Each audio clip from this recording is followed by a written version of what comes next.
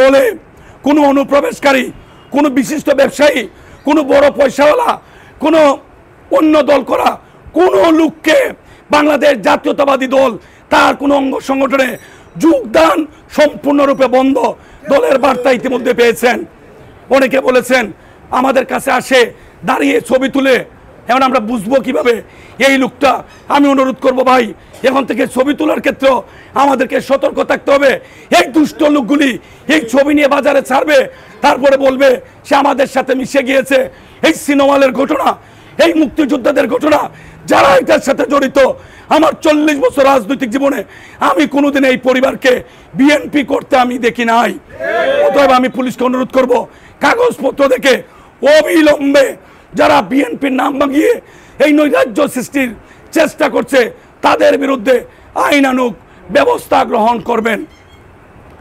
আজকে শুক্রবার ছিল, কেন্দ্রীয় কর্মসূচি ছিল।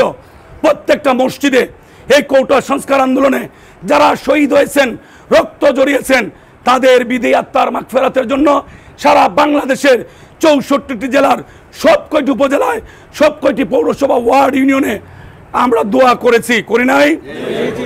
আগামী পরশুদিন ঠিক বিকাল 4টার সময় হবিগঞ্জের ঈদগাহ ময়দানে বাংলাদেশের অনেকখানে শুরু হয়েছে। আগামী পরশুদিন রবিবার বিকাল 4টার সময় হবিগঞ্জের কেন্দ্রীয় ঈদগাহ ময়দানে মহান আল্লাহর কাছে এই শহীদ ভাই বোনদের জন্য চোখের পানি পেলে আল্লাহর কাছে তাদের জান্নাত আমরা আশা করবো ইনশাআল্লাহ। সবাই শুধু ছবি তোলার জন্য এই রাস্তায় যেভাবে হাজার হাজার লোক, আমরা আশা করব